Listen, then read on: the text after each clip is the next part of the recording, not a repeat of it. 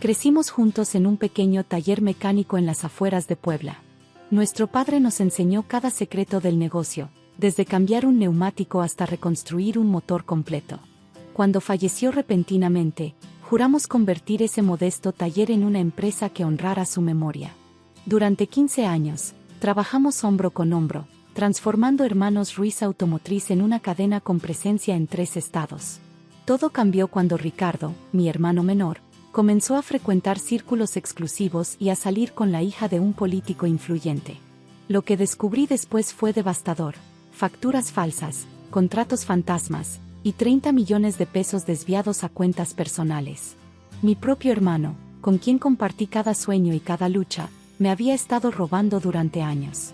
Cuando lo confronté, me ofreció un trato imposible: su silencio a cambio del mío. Si yo lo denunciaba, él revelaría secretos familiares que destrozarían a nuestra madre, quien ya luchaba contra un cáncer en etapa avanzada. Tuve que elegir entre la justicia y proteger lo poco que quedaba de nuestra familia. Si alguna vez has confiado ciegamente en alguien solo para descubrir la peor traición, esta historia te mostrará que incluso los lazos de sangre pueden romperse por la ambición. Suscríbete ahora y activa las notificaciones para recibir más testimonios reales que te harán cuestionar en quién puedes realmente confiar. Mi nombre es Gabriel Ruiz Mendoza, tengo 45 años, y nunca imaginé que estaría compartiendo esta historia. Hay heridas que el tiempo no cura, traiciones que no se pueden perdonar, y decisiones que te persiguen sin importar cuántos años pasen. Esta es la historia de cómo mi propio hermano, mi mejor amigo y socio durante toda la vida, destruyó no solo nuestro negocio familiar sino también la confianza inquebrantable que creía que teníamos. Nacimos y crecimos en San Andrés Cholula, en las afueras de Puebla. Nuestro padre, Héctor Ruiz, era un mecánico respetado en la comunidad. Había comenzado con un pequeño taller en el patio de nuestra casa, y con el tiempo, logró comprar un local más grande sobre la carretera principal. Talleres Ruiz no era el negocio más grande ni el más lujoso, pero tenía una clientela fiel que valoraba la honestidad y el buen trabajo de mi padre. Ricardo era 3 años menor que yo. Desde pequeños, pasábamos cada momento libre en el taller, observando a nuestro padre trabajar, aprendiendo a distinguir el sonido de un motor en buen estado de uno que necesitaba reparación. Mientras otros niños soñaban con ser futbolistas o astronautas, nosotros soñábamos con expandir el negocio familiar, con tener una cadena de talleres por todo México. Nuestra madre, Elena, era maestra de primaria. Ella nos inculcó la importancia de la educación, insistiendo en que, aunque siguiéramos el camino de nuestro padre, debíamos prepararnos académicamente. Gracias a ella, ambos estudiamos. Yo me gradué como ingeniero mecánico, Ricardo optó por administración de empresas. La vida parecía seguir el camino que habíamos planeado hasta que, un domingo por la tarde, mientras ajustaba el carburador de un viejo Volkswagen, nuestro padre sufrió un infarto masivo. Falleció antes de que llegara la ambulancia. Tenía apenas 52 años. Esa noche, sentados en la cocina de la casa familiar, con los ojos enrojecidos de tanto llorar, Ricardo y yo hicimos una promesa: convertiríamos el sueño de nuestro padre en realidad. Transformaríamos ese taller en una empresa que honrara su memoria, que llevara su nombre a lugares que él nunca imaginó. Y eso hicimos. Durante los siguientes 15 años, trabajamos incansablemente. Yo me encargaba de la parte técnica, de mantener la calidad del servicio que había hecho famoso a nuestro padre. Ricardo gestionaba las finanzas, las relaciones con proveedores y clientes, la expansión del negocio. Poco a poco, Talleres Ruiz se convirtió en Hermanos Ruiz Automotriz. Abrimos un segundo taller en la ciudad de Puebla, luego uno en Tlaxcala, y finalmente, 3 más en diferentes puntos de la Ciudad de México. Incorporamos servicios de venta de autos usados certificados, importación de repuestos y hasta un programa de capacitación para jóvenes mecánicos. El éxito llegó con su propio conjunto de desafíos y cambios. Ricardo comenzó a moverse en círculos diferentes, a frecuentar fiestas exclusivas y eventos de la élite poblana.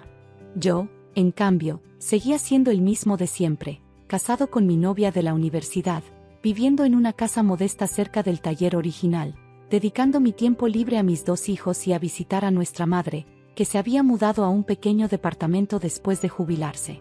Debería salir más, conocer gente influyente, me decía Ricardo. Esas conexiones son las que hacen crecer un negocio. Yo siempre respondía lo mismo: prefiero que nuestro trabajo hable por nosotros. El verdadero punto de inflexión llegó cuando Ricardo comenzó a salir con Daniela Moreno, la hija de un senador con considerable influencia en el estado. De repente, mi hermano cambió su modesto automóvil por un BMW último modelo, se mudó a un lujoso departamento en la Vista Country Club, y comenzó a vestir exclusivamente de marcas importadas. El negocio va muy bien, respondía cuando le preguntaba sobre estos gastos. Además, estoy invirtiendo en otras oportunidades. Deberías hacer lo mismo. Confié en él. ¿Por qué no habría de hacerlo? Era mi hermano, mi socio, el hombre con quien había construido todo lo que teníamos. Las primeras señales de que algo andaba mal llegaron a través de Javier, nuestro contador de confianza durante más de una década. Una tarde, me pidió hablar en privado. Hay movimientos financieros que no entiendo, me dijo, mostrándome una serie de transferencias a empresas que yo nunca había escuchado mencionar. Grandes sumas que salen mensualmente sin facturas claras que las respalden. Cuando confronté a Ricardo, se mostró ofendido. Me acusó de no confiar en él, de cuestionar su trabajo cuando era gracias a sus contactos y estrategias que la empresa había crecido tanto. Esas empresas son consultoras estratégicas, me explicó. No te involucro en esos detalles porque tú mismo has dicho que prefieres enfocarte en la parte técnica. Lo dejé pasar. Tal vez tenía razón. Tal vez estaba siendo demasiado tradicional, demasiado apegado a la forma en que nuestro padre manejaba las cosas. Pero las señales continuaron acumulándose. Proveedores que llamaban preguntando por pagos atrasados cuando nuestros registros mostraban que ya habían sido liquidados. Empleados de confianza que fueron despedidos sin consultarme. Un proyecto de expansión a Guadalajara que se anunció en una conferencia de prensa sin que yo supiera nada al respecto. Finalmente, Javier vino a mí con pruebas irrefutables, documentos que mostraban que Ricardo había estado desviando dinero de la empresa a cuentas personales durante al menos 3 años. Las consultoras estratégicas eran empresas fantasma. Los nuevos inversores nunca habían aportado un peso. Las propiedades corporativas estaban a nombre de Ricardo o de holding companies que él controlaba. En total, más de 30 millones de pesos habían sido sustraídos de las arcas de Hermanos Ruiz Automotriz. Con el corazón destrozado pero decidido a enfrentar la verdad, contraté discretamente a un auditor forense y a un abogado especializado en delitos corporativos. Pasaron 2 semanas recopilando evidencia, documentando cada transacción sospechosa, cada contrato irregular, cada factura falsa. Una noche, después de que todos los empleados se habían ido, confronté a Ricardo en la oficina principal. Coloqué una carpeta con todas las pruebas sobre su escritorio. Necesito que me expliques esto, dije, intentando mantener la calma. Ricardo hojeó los documentos sin mostrar sorpresa. Finalmente, levantó la mirada y vi algo que nunca había visto en sus ojos, una frialdad calculadora que me hizo sentir como si estuviera frente a un desconocido. ¿Realmente quieres hacer esto, Gabriel?, preguntó con una sonrisa que no llegaba a sus ojos. ¿Realmente quieres destruir todo lo que hemos construido? Tú eres quien lo está destruyendo, exclamé. ¿Cómo pudiste hacernos esto? A mí, a mamá, a la memoria de papá. No seas tan dramático, respondió, reclinándose en su silla. Los negocios son negocios. He estado llevando el peso financiero de esta empresa durante años mientras tú sigues actuando como si fuéramos el tallercito de papá. El mundo ha cambiado. Yo solo estoy tomando lo que merezco. Es robo, Ricardo. Es fraude. Podría enviarte a la cárcel. Su sonrisa se desvaneció. Se inclinó hacia adelante, sus ojos ahora fríos como el hielo. Podrías intentarlo, dijo en voz baja. Pero antes de que hagas algo estúpido, deberías pensar en mamá. Mi corazón dio un vuelco. Nuestra madre, Elena, había sido diagnosticada con cáncer de páncreas 6 meses atrás. Los médicos le daban menos de 1 año, pero ella seguía luchando, apoyándose en el orgullo que sentía por lo que sus hijos habían logrado juntos. ¿Qué tiene que ver mamá con esto?, pregunté, sintiendo un nudo en el estómago. ¿Crees que sobreviviría a un escándalo así? ¿Enterarse de que su hijo menor es un delincuente? ¿Ver cómo su adorada empresa familiar se desmorona en medio de investigaciones y juicios? Ricardo hizo una pausa, estudiando mi reacción. Además, Hay cosas sobre papá que nunca te conté. Cosas que descubrí cuando comencé a manejar las finanzas. ¿De qué estás hablando? Tu querido padre, el honesto Héctor Ruiz, no era tan honesto después de todo, dijo con una sonrisa cruel. Durante años evadió impuestos. Y cuando necesitó capital para comprar el local grande, ¿de dónde crees que salió el dinero? No de un préstamo bancario, te lo aseguro. Estás mintiendo, respondí, aunque una parte de mí temía que no fuera así. Tengo documentos, Gabriel. Papeles que mamá nunca ha visto. ¿Quieres que sus últimos meses de vida los pase descubriendo que el hombre que amó durante 40 años estaba involucrado con prestamistas de dudosa reputación? ¿Que la casa donde crecimos fue pagada con dinero que debería haber ido a Hacienda? Me quedé en silencio, sintiendo que el suelo se abría bajo mis pies.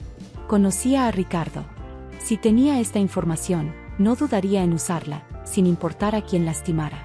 Te propongo un trato, continuó, viendo que había dado en el blanco. Yo me retiro silenciosamente de la empresa.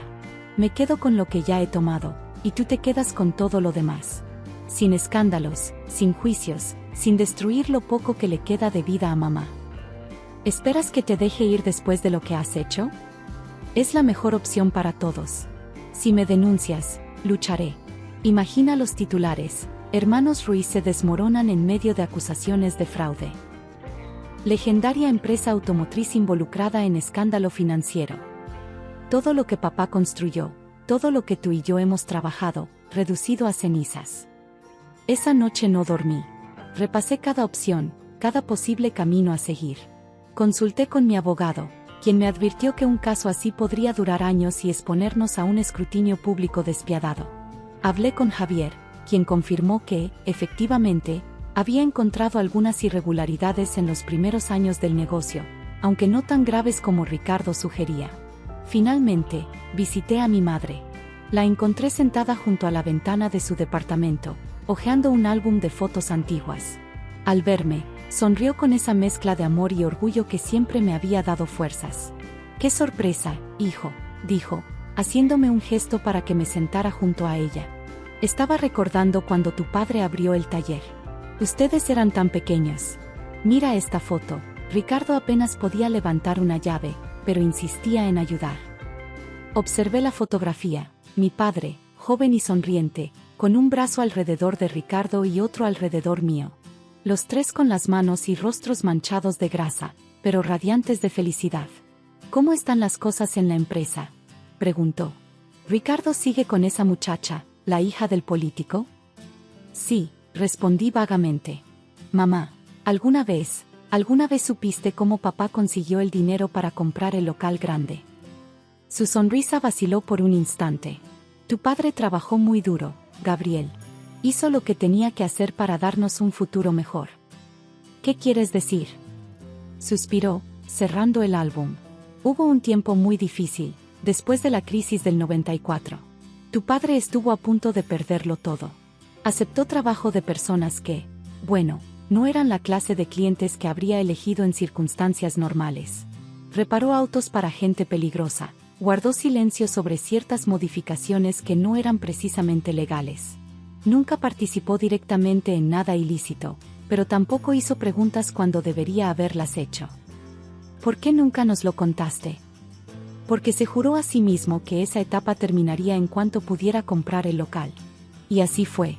Pagó cada peso que debía, se alejó de esas personas, y reconstruyó el negocio de forma honesta. Quería que ustedes heredaran un legado limpio. Me tomó la mano, sus ojos de repente intensos. Ustedes dos son ese legado, Gabriel. No los ladrillos o los contratos o las cuentas bancarias. Tú y Ricardo, trabajando juntos como él siempre soñó. Salí de ese departamento con el peso de una decisión imposible sobre mis hombros. Por un lado, el deber de hacer justicia, de no permitir que Ricardo se saliera con la suya después de su traición. Por otro, la responsabilidad de proteger a mi madre, de preservar la memoria de mi padre, de salvaguardar lo que quedaba de nuestra familia. A la mañana siguiente, llamé a Ricardo para reunirnos en la notaría. Firmamos un acuerdo. Él transferiría todas sus acciones de la empresa a mi nombre y se comprometería a no tener contacto con ninguno de nuestros clientes o proveedores. A cambio, yo no presentaría cargos ni revelaría la verdadera razón de su salida. Oficialmente, anunciamos que Ricardo había decidido seguir nuevos horizontes empresariales y que había vendido su parte del negocio para centrarse en esos proyectos. Las semanas siguientes fueron un torbellino de reorganización. Tuve que renegociar con proveedores, tranquilizar a empleados, explicar la repentina ausencia de Ricardo a clientes que habían tratado exclusivamente con él durante años. El golpe financiero fue severo. Descubrí deudas que no conocía, compromisos que Ricardo había adquirido sin consultarme, contratos firmados con condiciones desfavorables para la empresa. Tuve que vender 2 de nuestros talleres y reducir personal para mantenernos a flote. Mi madre, ajena a la verdadera naturaleza del conflicto, sufría a su manera. Aunque intentábamos ocultárselo, sentía la tensión entre nosotros. Nos invitaba a cenar, tratando de reconciliarnos, sin entender por qué su hijo menor se negaba incluso a estar en la misma habitación que su hermano. La vida es demasiado corta para estos rencores, me decía, su voz cada vez más débil mientras la enfermedad avanzaba. Sea lo que sea que haya pasado entre ustedes, resuélvanlo antes de que sea tarde. Ricardo apenas la visitaba. Cuando lo hacía, interpretaba el papel del hijo amoroso durante 1 hora para luego desaparecer durante semanas. Comenzaron a llegar rumores. Se había casado con Daniela en una ceremonia privada en Cancún. Estaba iniciando un nuevo negocio con capital extranjero. Se había mudado a un exclusivo fraccionamiento en Monterrey. Mientras tanto, yo luchaba día a día para salvar lo que quedaba de Hermanos Ruiz Automotriz. Dormía 4 horas por noche, trabajaba los 7 días de la semana. Mi matrimonio comenzó a resentirse, mis hijos se quejaban de que nunca me veían. 6 meses después del acuerdo con Ricardo, nuestra madre falleció. Fue una mañana tranquila de domingo. Estaba con ella, sosteniendo su mano, cuando simplemente dejó de respirar.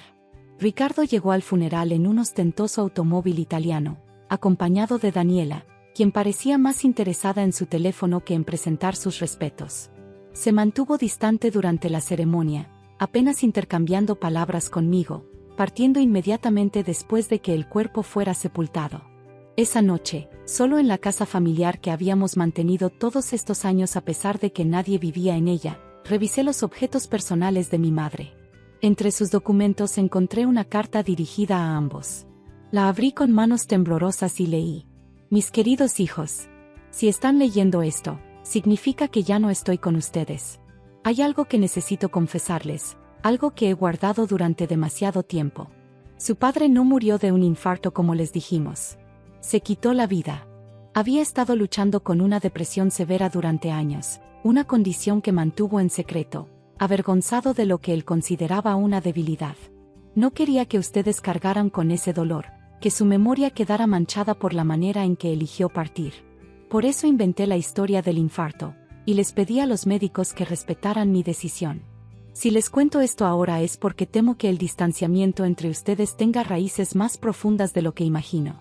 Héctor siempre dijo que ustedes dos juntos serían imparables, que cada uno compensaba las debilidades del otro. Por favor, no permitan que nada se interponga en su hermandad. No hay negocio, no hay dinero, no hay orgullo que valga más que el vínculo que comparten. Los amo a ambos, por igual y sin condiciones. Mamá. Las lágrimas corrían por mi rostro mientras doblaba la carta. Tantos secretos, tantas verdades a medias que habían definido nuestras vidas sin que lo supiéramos. Esa noche tomé una decisión: enviaría una copia de la carta a Ricardo. No con la esperanza de una reconciliación, algunas traiciones son imperdonables, sino como un último acto de hermandad. Él merecía saber la verdad sobre nuestro padre tanto como yo. Nunca recibí respuesta. No esperaba una. Han pasado 3 años desde entonces. Hermanos Ruiz Automotriz sigue en pie, aunque en una versión mucho más modesta que la que alguna vez soñamos. He vuelto a los orígenes, un taller donde la calidad y la honestidad son más importantes que la expansión o las ganancias. Ocasionalmente escucho sobre Ricardo. Según las revistas de negocios locales, su nueva empresa de importación está prosperando. Según los chismes sociales, su matrimonio con Daniela está en problemas. Nada de eso me concierne ya. A veces, cuando estoy solo en el taller original, cerrando después de un largo día de trabajo, casi puedo sentir la presencia de mi padre. Me pregunto qué habría hecho él en mi lugar. Si hubiera elegido la justicia sobre la familia, la verdad sobre la paz. No tengo respuestas para esas preguntas. Solo sé que cada decisión que tomamos nos define, y que a veces no hay opciones correctas, solo consecuencias con las que debemos aprender a vivir. La traición de Ricardo cambió mi vida para siempre. Me robó no solo dinero o un negocio, sino también la fe inquebrantable que tenía en los lazos familiares, la creencia de que algunos vínculos están por encima de la codicia o la ambición. Si hay una lección en toda esta historia, es que la confianza, una vez rota, nunca se restaura completamente. Que el perdón es posible, pero no siempre es sabio. Y que a veces, el verdadero legado de nuestros padres no es lo material que nos dejan, sino las lecciones que aprendemos de sus errores y de los nuestros. Hoy, mis hijos trabajan conmigo en el taller durante sus vacaciones escolares. Les enseño lo que mi padre me enseñó a mí, no solo cómo reparar un automóvil, sino también cómo vivir con integridad incluso cuando es el camino más difícil. Y si algún día deciden continuar con el negocio familiar, no les pediré que lo hagan juntos como una obligación. Les enseñaré que la verdadera hermandad no se da por sentada, se construye con respeto, honestidad y lealtad, cualidades que ningún éxito material puede reemplazar. Si esta historia te impactó, compártela con alguien que pueda estar enfrentando traiciones familiares similares. Deja en los comentarios si has vivido algo parecido. ¿Elegiste la justicia o proteger a tu familia? ¿Crees que Gabriel tomó la decisión correcta al no denunciar a su hermano? Suscríbete a nuestro canal para más historias de traiciones y redenciones familiares, y activa las notificaciones para no perderte nuestro próximo video. Cómo reconstruir tu vida después de una traición familiar.